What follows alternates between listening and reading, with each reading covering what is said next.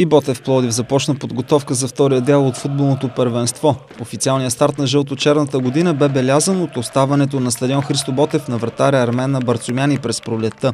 Петима са новите футболисти в тима на Марин Бакалов, игралите досега в Марица Георги Стефанов и Ирфан Юсинов, бранителя Стефан Крачунов, освободени от Локомотив Пловдив Емил Аргиров и завърналия се от Сливен Николай Димитров. Бих могъл да кажа така смело, че едни от най-качествените млади момчета на пловдивския футбол. И от тук нататък смятам, че това би било така една добра основа за бъдещето на Ботев. Естествено всичко е и в техни ръце.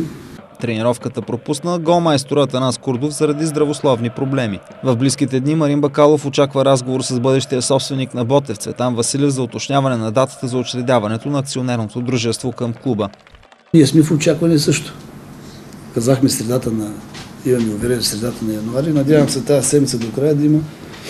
Всъщност и ние ще се обаждаме да...